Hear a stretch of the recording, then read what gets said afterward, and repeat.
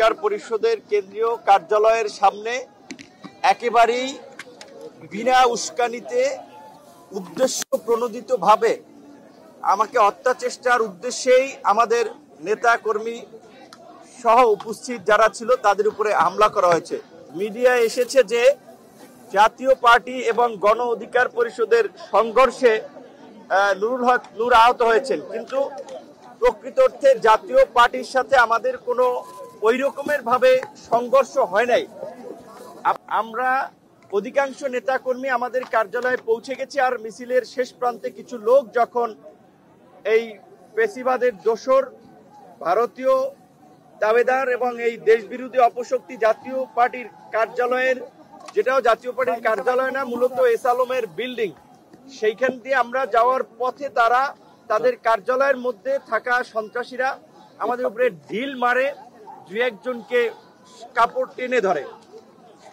আমরা কিন্তু অনেকে তখন আমাদের কার্যালয়ের সামনে চলে আসছি। আমরা সংবাদ সম্মেলন করার জন্য প্রস্তুতি গ্রহণ করছিলাম, তখন আইন শৃঙ্খলা বাহিনী যাদের সাথে পুলিশ এবং সেনা সদস্যরা ছিল, তারা আপনার রাস্তা থেকে যাকে পেয়েছে তাদেরকে পেটাতে পেটাতে আমাদের কার্যালয়ের সামনে আমরা সংবাদ সম্মেলন করার জন্য দাঁড়িয়েছি, সেই অবস্থায় আমাদের উপরে হামলা করে। এবং এই বাংলাদেশের এমন কোনো মানুষ নাই যারা ভিপি নূরকে চেনে না। পুলিশ এবং সেনাবাহিনীর সদস্যরা নিশ্চয়ই চেনে। তারা আপনারা দেখেছেন চিনেই কি কৌশলে, কেউ বাঁশ দিয়ে, কেউ লাঠি দিয়ে, কেউ মাথায়, যে যেভাবে পারছে সেভাবে আঘাত করেছে। পুলিশের ঊর্ধ্বতন কর্তৃপক্ষ জানিয়েছে পুলিশ এই ঘটনায় জড়িত না, পুলিশের পক্ষ থেকে কোনো নির্দেশনা দেওয়া হয় নাই। সেনাবাহিনীর অনেকে বলেছে যে সেনাবাহিনীর পক্ষ থেকে কোনো নির্দেশনা এরকম ছিল না।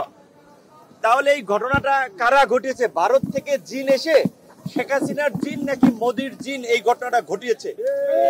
তাই আমরা পুলিশ প্রধান এবং সেনা প্রধানকে পরিষ্কারভাবে বলতে চাই, আপনারা যদি এই ঘটনায় নির্দেশনা দিয়ে না থাকেন, আপনাদের অধীনস্থ সেনাবাহিনী, পুলিশের ঊর্ধ্বতন কর্তৃপক্ষ যদি এই বর্বরচিত হামলা, যেটা হত্যার উদ্দেশ্যে পরিচালিত হয়েছে, এই হামলা নির্দেশনা দিয়ে না থাকে, তাহলে কারা দিয়েছে, কোথা থেকে এই ঘটনার নির্দেশনা এসেছে, সেই ঘটনার একটা নিরপেক্ষ তদন্ত করে জড়িতদেরকে বিচারের মুখোমুখি করবেন, এটা আমাদের প্রত্যাশা।